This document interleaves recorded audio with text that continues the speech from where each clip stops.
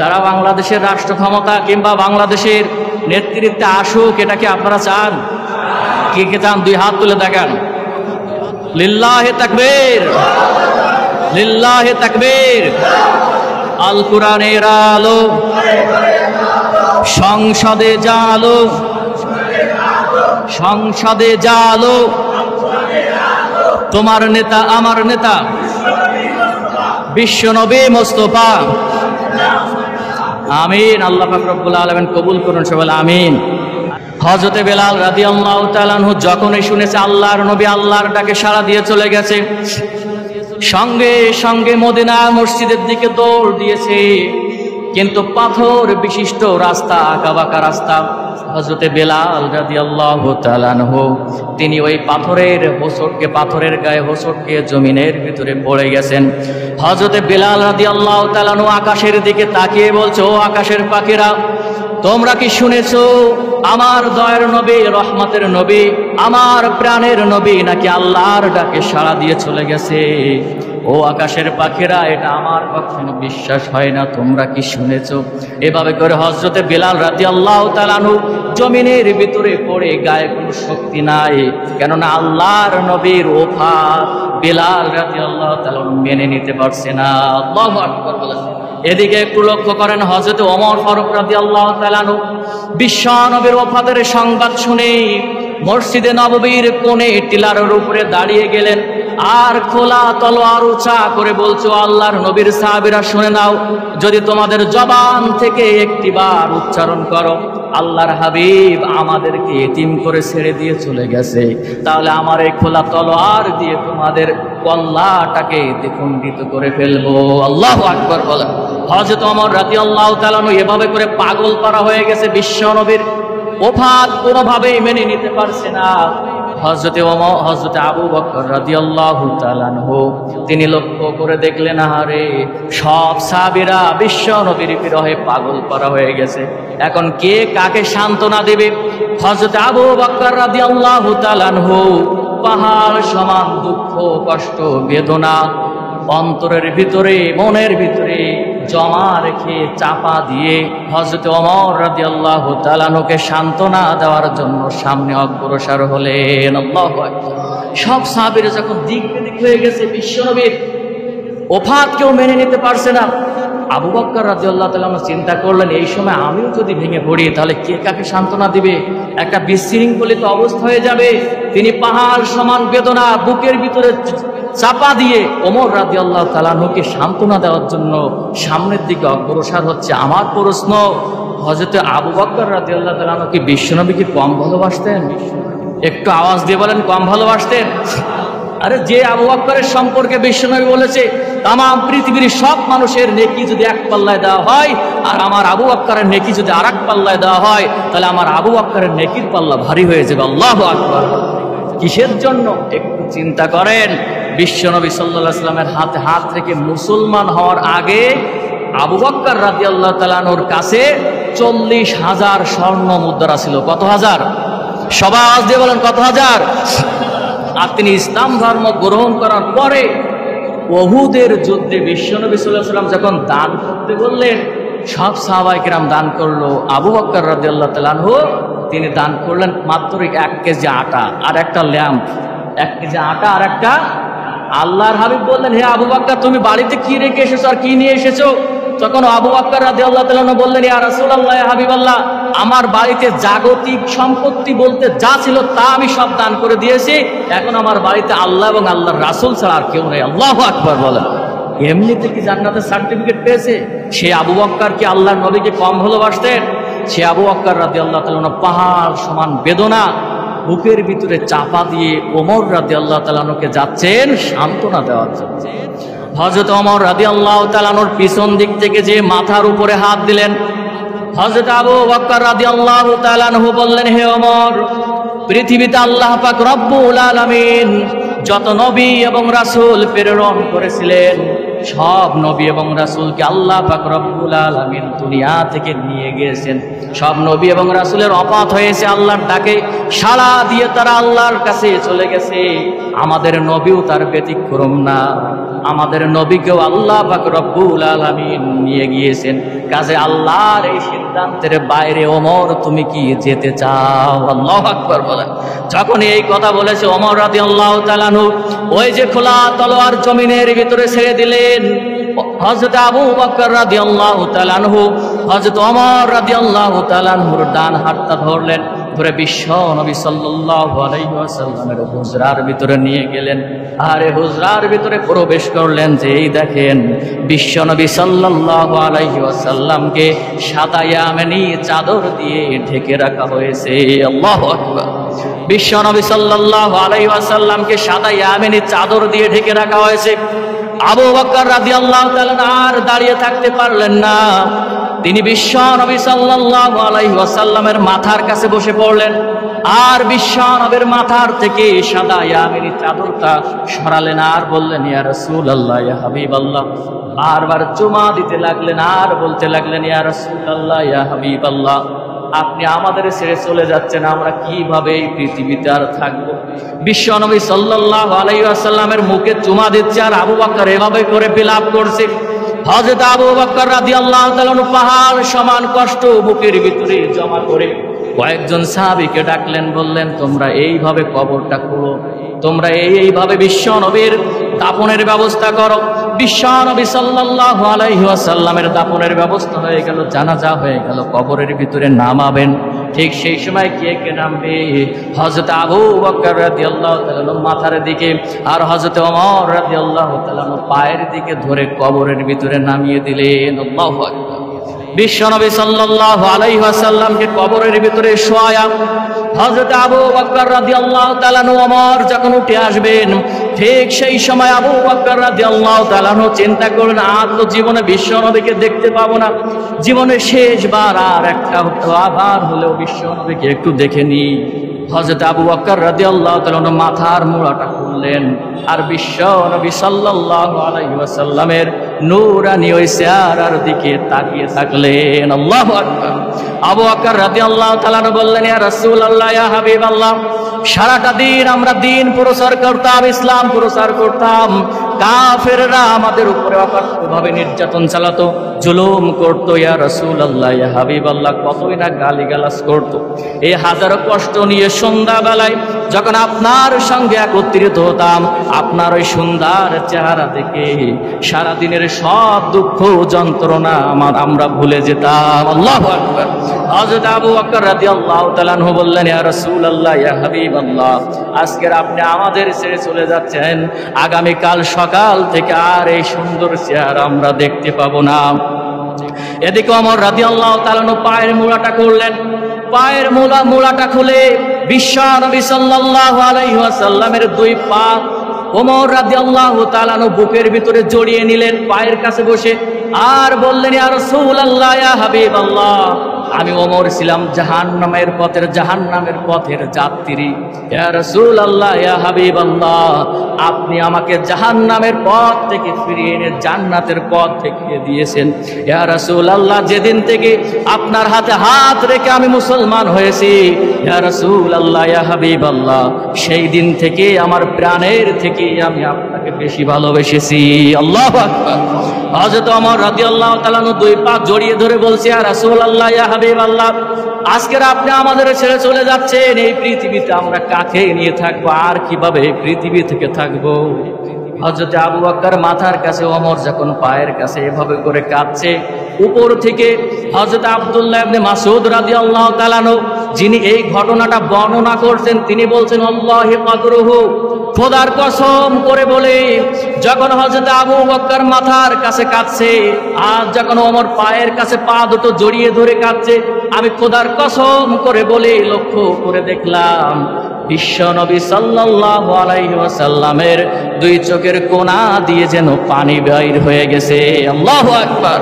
বিশ্ব নবী সাল্লাল্লাহু আলাইহি ওয়াসাল্লাম যেন পানি দিয়ে বোঝাতে চাচ্ছে, হে আবু বকর, হে ওমর, তোমরা কেঁদো না, আমি মৃত্যুবরণ, আমার ওফাতের পরে তোমাদেরও মৃত্যু হবে, তোমরা যখন মৃত্যুবরণ করবে তোমরা দুইজন আমার দুই সাইডে চিরনিদ্রায় শান্তিতে থাকবে। সুবহানাল্লাহ বলেন। আজকে সেই মদিনায় বিশ্বনবী সাল্লাল্লাহু আলাইহি ওয়াসাল্লামের ডান দিকে আবু বকর, বাম দিকে ওমর, আছে না নাই বলেন? আছে না নাই? বিশ্বনবী সাল্লাল্লাহু আলাইহি ওয়াসাল্লামকে সাহাবায়ে কেরাম কতটা ভালোবেসেছে। এভাবে করে যখন কাফন দাফন কবরস্থ শেষ হয়ে গেছে, সাহাবায়ে কেরাম সবাই মদিনার মসজিদে, কেউ বাড়িতে যায় না। কেননা মনে হচ্ছে যেন সবার কি একটা হারিয়ে গেছে, তারা নিঃস্ব হয়ে গেছে, বাড়িতে কার জন্য যাবে। এজন্য কোনো সাহাবী বাড়িতে যায় না, সবাই মসজিদে নববীতে বসে আছে, একজন আর একজনের সঙ্গে কথা বলে না, সবার চোখের ভিতরে পানি। কি একটা অতভম্ব একটা পরিবেশ পরিস্থিতি সৃষ্টি হয়েছে, কেউ কারোর সঙ্গে কথা বলে না, শুধু চোখ দিয়ে পানি ঝরে। কেননা মনে হচ্ছিল, ইতিহাসবিদরা বলেছে যে তারা যেন তাদের জীবনের সব থেকে বড় কিছু হারিয়ে ফেলেছে, আর হয়তো জীবনে কিছুই পাবে না। সুবহানাল্লাহ বলবেন না? তার মানে এভাবে করে তারা স্তব্ধ হয়ে গেছে। সমস্ত মদিনা নগরীতে এরকম শোকের ছায়া চলে গেছে। মসজিদে নববীতে সাহাবায়ে কেরাম বসে আছে, কেউ কারোর সঙ্গে কথা বলে না। ঠিক মসজিদে নববীর ভিতর থেকে একটা পুটলা নিয়ে হযরতে বেলাল রাদিয়াল্লাহু তাআলা মাথার উপরে নিয়ে তিনি বাইরে হয়ে চলে যাচ্ছে। ওমর রাদিয়াল্লাহু তাআলা বললেন, হে বেলাল, কোথায় যাচ্ছ? এদিকে আসো। তখন বেলাল রাদিয়াল্লাহু তাআলা বললেন, হে ওমর, আমি আর এই মসজিদে নববীতে থাকবো না। তখন ওমর রাদিয়াল্লাহু তাআলা বললেন, তুমি না থাকলে আযান দিবে কে? হযরতে বেলাল রাদিয়াল্লাহু তাআলা বললেন, হে ওমর, যে মসজিদে নববীতে আমার পেয়ারা হাবিব বিশ্বনবী সাল্লাল্লাহু আলাইহি ওয়াসাল্লামের ইমামতি হবে না, ওই মসজিদে আমি বেলাল আযান দিতে পারবো না। আল্লাহু আকবার। তিনি কারোর কোনো কথা শুনলেন না, রিকোয়েস্ট শুনলেন না, তিনি ওই পুটলাটা ব্যাটিংটা নিয়ে মদিনা থেকে বাইর হয়ে গেলেন। কেননা বিশ্বনবীর বিরহে তিনি মদিনায় থাকতে পারলেন না। আল্লাহু আকবার বলেন। হযরতে বেলাল রাদিয়াল্লাহু তাআলা চলে গেলেন সিরিয়ার দিকে। কোথায় গেলেন? সিরিয়ার দিকে যখন রওনা হয়ে গেলেন, সিরিয়ায় তিনি ইতিহাসের ভিতরে আমরা পেয়েছি, সিরিয়ার ভিতরে হযরত বেলাল রাদিয়াল্লাহু তাআলা 3 মাস অবস্থান করেছিলেন। 1 মাস চলে যায়, 2 মাস চলে যায়, যখন 3 মাস চলে ঠিক সেই সময় গভীর রজনীতে হযরত বেলাল রাদিয়াল্লাহু তাআলা স্বপ্নের ভিতরে দেখছে আল্লাহর হাবিব সাল্লাল্লাহু আলাইহি ওয়াসাল্লাম 2 হাত বাড়িয়ে বলছে, বেলাল, হে বেলাল, আমার সব সাহাবী আমার রওজা মুবারকে আসে, আমার জন্য দোয়া করে, জিয়ারত করে, আমাকে সালাম প্রেরণ করে। হে বেলাল, আজকের 3টা মাস হয়ে গেল, তুমি কি আমাকে ভুলে গেছো? আমার রওজা মুবারকে তোমাকে কি একটিবারও আসতে ইচ্ছা হয় না? বিশ্বনবী সাল্লাল্লাহু আলাইহি ওয়াসাল্লামের এই স্বপ্ন দেখার মাত্রই হযরতে বেলাল রাদিয়াল্লাহু তাআলা ঘুম থেকে উঠেই ব্যাটিং নিয়ে মদিনার দিকে রওনা হলেন। আল্লাহু আকবার। সিরিয়া থেকে মদিনার পথে তিনি রওনা হলেন। 1 দিন 2 দিন এভাবে করে যায়, দিন রাত তিনি পাড়ি দিয়ে মদিনায় যখন পৌঁছালেন, ঠিক সেই সময় ফজরের আজানের সময় হয়েছে। কোন আজান? ফজরের আজানের সময় হয়েছে। তিনি সেই সময় মদিনায় সিরিয়া থেকে এসেছে। দিনের পর দিন, রাতের পর রাত তিনি সফর করে এই পর্যন্ত এসেছে। এসে দেখেন যে হুসাইন রাদিয়াল্লাহু তাআলা উযু করে কেবলমাত্র দাঁড়িয়েছে। আর হুসাইন রাদিয়াল্লাহু তাআলা ফিরে দেখে যে বেলাল রাদিয়াল্লাহু তাআলা দাঁড়িয়ে। হুসাইন রাদিয়াল্লাহু তাআলা দৌড়ে যেয়ে বেলাল রাদিয়াল্লাহু তাআলাকে পাজা জড়িয়ে ধরলেন। আল্লাহু আকবার। হযরতে বেলাল রাদিয়াল্লাহু তাআলা তিনিও হুসাইন রাদিয়াল্লাহু তাআলাকে জড়িয়ে ধরলেন। বেলাল রাদিয়াল্লাহু তাআলার কান্না আরো বেড়ে গেল। কেননা হুসাইন রাদিয়াল্লাহু তাআলাকে বিশ্বনবী কিভাবে আদর করতেন, যত্ন করতেন, চুমা দিতেন, সেই দৃশ্যগুলো বেলাল রাদিয়াল্লাহু তাআলার চোখের সামনে ভাসতে লাগলো। এই জন্য বেলাল রাদিয়াল্লাহু তাআলা আরো জোরে কাঁদতে লাগলেন। হুসাইন রাদিয়াল্লাহু তাআলা বললেন, আজকের মদিনার মসজিদে আপনাকে আজান দিতে হবে। বেলাল রাদিয়াল্লাহু তাআলা বললেন, না, আমি আজান দিতে পারবো না। অন্য বিশ্বনবীর অন্যান্য সাহাবীরাও বেলাল রাদিয়াল্লাহু তাআলাকে যখন সবাই মিলে বললেন আজান দেওয়ার জন্য, হযরতে বেলাল রাদিয়াল্লাহু তাআলা তখন সবার কথা ফেলতে পারলেন না। হযরতে বেলাল রাদিয়াল্লাহু তাআলা মিনারের উপরে উঠলেন, আজান দেওয়া শুরু করলেন মধুর কণ্ঠে, আল্লাহু আকবার, আল্লাহু আকবার। সবাই বলেন আল্লাহু আকবার, আল্লাহু আকবার। এভাবে যখন আজান দেওয়া শুরু করলেন, হযরতে বেলাল রাদিয়াল্লাহু তাআলা এই কণ্ঠ মদিনার অলিতে গলিতে সমস্ত জায়গায় প্রবেশ করতে লাগলো। আল্লাহু আকবার। এই যে বেলাল রাদিয়াল্লাহু তাআলার মধুর কণ্ঠের আওয়াজ হযরতে ফাতেমা রাদিয়াল্লাহু তাআলা আনহার কানেও পৌঁছে গেল। সুবহানাল্লাহ। হযরতে ফাতেমা রাদিয়াল্লাহু তাআলা অসুস্থ, উঠতে পারে না, বসতে পারে না, সমস্ত শরীর ভার। ঠিক সেই সময় হযরতে ফাতেমা রাদিয়াল্লাহু তাআলা আনহা ঘুম থেকে বসলেন আর আলী রাদিয়াল্লাহু তাআলা আনহুকে বললেন, হে আমার প্রাণের স্বামী, আমার মনে হচ্ছে মসজিদে নববীতে মনে হয় বেলাল আজান দিচ্ছে। হযরতে আলী রাদিয়াল্লাহু তাআলা বললেন, ফাতেমা, হ্যাঁ, অনেক দিন পরে আজকের বেলালের আজান শুনতে পাচ্ছি। আল্লাহু আকবার। হযরতে ফাতেমা রাদিয়াল্লাহু তাআলা বললেন, আমার প্রাণের স্বামী, আমি একটু মসজিদে নববীতে যেতে চাই, কেননা অনেক দিন পরে বেলাল মসজিদে নববীতে এসেছে। আমার মন বলছে আমার এতিম বাবাও মনে হয় বেলালের সঙ্গে মদিনায় চলে এসেছে। আল্লাহু আকবার।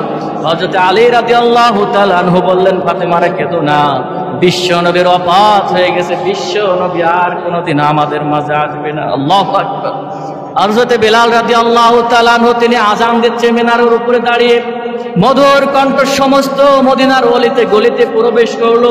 মদিনার অলিতে গলিতে নারী পুরুষ সবাই বাইর হয়ে এসলো। বিশ্ব নবী সাল্লাল্লাহু আলাইহি ওয়াসাল্লামের কথা তাদের স্মরণ হয়ে গেল, কেননা বেলালের কণ্ঠ শোনা মানে বিশ্ব নবীর স্মৃতি জড়িত। কথা বলেন ঠিক কিনা? আরে বেলাল মানে বিশ্ব নবীর স্মৃতি জড়িত। বেলাল রাদিয়াল্লাহু তাআলা বিশ্ব নবীর কদম কখনো ছাড়তেন। আল্লাহু আকবার। এই জন্য বিশ্ব নবী সাল্লাল্লাহু আলাইহি ওয়াসাল্লাম কোথায় গিয়েছিল? আরশ আযীম পর্যন্ত যখন জিবরাইল আলাইহিস সালাম ছেড়ে দিয়েছিল, বিশ্ব নবী সাল্লাল্লাহু আলাইহি ওয়াসাল্লাম একটু ভয় ফিল করছিলেন। ঠিক সেই সময় হযরত বেলাল রাদিয়াল্লাহু তাআলার খড়ঙের শব্দ শুনতে পেয়েছিল। আল্লাহু আকবার। তার মানে বেলাল রাদিয়াল্লাহু তাআলার মর্যাদা এতটাই যে তার খড়ঙের শব্দ আল্লাহ পাক রব্বুল আলামিন আরশ পর্যন্ত পৌঁছে দিয়েছে। সুবহানাল্লাহ বলবেন না? বেলাল রাদিয়াল্লাহু তাআলার কণ্ঠের আওয়াজ শুনে সব মানুষেরা সবাই মসজিদে নববীতে চলে আসলো। হযরতে বেলাল রাদিয়াল্লাহু তাআলা আনহু আযান শেষ করলেন। তিনি বিশ্ব নবী সাল্লাল্লাহু আলাইহি ওয়াসাল্লামের রওজাটা জিয়ারত করলেন।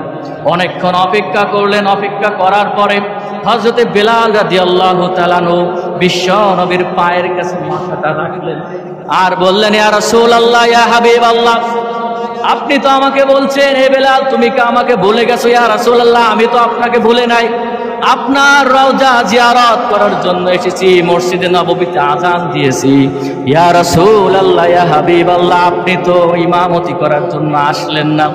হযরতে বেলাল বললেন, ইয়া রাসূলুল্লাহ, ইয়া হাবিবাল্লাহ, যে মসজিদে নববীতে আমি বেলাল আযান দিব আর আপনি ইমামতি করবেন না, ওই মসজিদে নববীতে আমি বেলাল কোনোভাবেই থাকতে পারবো না। আল্লাহু আকবার বলেন। হযরতে বেলাল রাদিয়াল্লাহু তাআলা তিনি বিশ্ব নবী সাল্লাল্লাহু আলাইহি ওয়াসাল্লামের বিরহে দুঃখে তিনি মদিনা আবাস ছেড়েছিলেন, ছেড়ে তিনি দামেস্কে চলে গিয়েছিলেন। কিছুদিন পরেই তিনি আল্লাহর ডাকে সাড়া দিয়ে চলে গিয়েছিলেন, তার ইন্তেকাল হয়েছিল। বিশ্ব নবী সাল্লাল্লাহু আলাইহি ওয়াসাল্লামকে সাহাবায়ে কেরাম জীবদ্দশায় জীবিত থাকতে যতটা ভালোবেসেছিল, মৃত্যুর পরেও তাকে ভালোবেসেছিল। সুবহানাল্লাহ বলবেন না? এই জন্য বিশ্ব নবী সাল্লাল্লাহু আলাইহি ওয়াসাল্লাম বলেছে, আমার এক একটা সাহাবী এক একটা নক্ষত্রের সমতুল্য। সুবহানাল্লাহ বলেন। আর আল্লাহ বলছে রাদিয়াল্লাহু আনহু ওয়া রাদু আনহু, তার মানে সাহাবীরাও আল্লাহর প্রতি সন্তুষ্ট, আল্লাহও সাহাবীদের প্রতি সন্তুষ্ট। সুবহানাল্লাহ বলবেন না? কিসের জন্য? তাদের প্রাণের থেকে তারা আল্লাহর নবীর জীবদ্দশায় যতটা ভালোবেসেছে, মৃত্যুর পরেও ততটা ভালোবেসেছে। এই জন্য ওই বিশ্ব নবী সাল্লাল্লাহু আলাইহি ওয়াসাল্লামকে ভালোবাসা, তার অনুসরণ করার প্রয়োজন আছে না নাই বলেন? আমরা বিশ্ব নবীর উম্মত দাবি করি, একটু বুকে হাত দিয়ে একটু চিন্তা করেন তো যে বিশ্ব নবীর কতটা আমরা ভালোবাসতে পেরেছি। যদি বিশ্বনবীর আমরা ভালোবাসতাম, বিশ্বনবীকে যদি ভালোবাসতাম, তাহলে বিশ্বনবীর সুন্নাত কি আমরা বাদ দিতে পারতাম? বলেন, বিশ্বনবী সাল্লাল্লাহু আলাইহি ওয়াসাল্লামের আদর্শ আমরা বাদ দিতে পারতাম? বিশ্বনবী সাল্লাল্লাহু আলাইহি ওয়াসাল্লামের রেখে যাওয়া ইসলামের রাষ্ট্র ব্যবস্থা আমরা কি কঠিন করতে পারতাম? বলেন না, আমরা সদরে গ্রহণ করতে পারতাম যদি বিশ্বনবীকে ভালোবাসতে পারতাম। আজকে তো বিশ্বনবী সাল্লাল্লাহু আলাইহি ওয়াসাল্লাম নাই, তাহলে আমরা ভালোবাসবো কাদেরকে? আল উলামা ওয়ারাসাতুল আম্বিয়া। আল্লাহর হাবিব সাল্লাল্লাহু আলাইহি ওয়াসাল্লাম বলেছে, আমি চিরদিন থাকবো না, কিন্তু থাকবে কারা? বিশ্বনবী সাল্লাল্লাহু আলাইহি ওয়াসাল্লামের ওয়ারিস। তাদের সঙ্গে আমাদের ভালো ব্যবহার করার প্রয়োজন আছে না নাই? তারা বাংলাদেশের রাষ্ট্র ক্ষমতা কিংবা বাংলাদেশের নেতৃত্বে আসুক, এটা কি আপনারা চান? কে কে চান? দুই হাত তুলে দেখান। লিল্লাহে তাকবীর, লিল্লাহে তাকবীর। আল কোরআনের আলো সংসদে জালো, সংসদে জালো, তোমার নেতা আমার নেতা বিশ্বনবী মুস্তাফা। আমিন। আল্লাহ পাক রব্বুল আলামিন কবুল করুন সবাই, আমিন।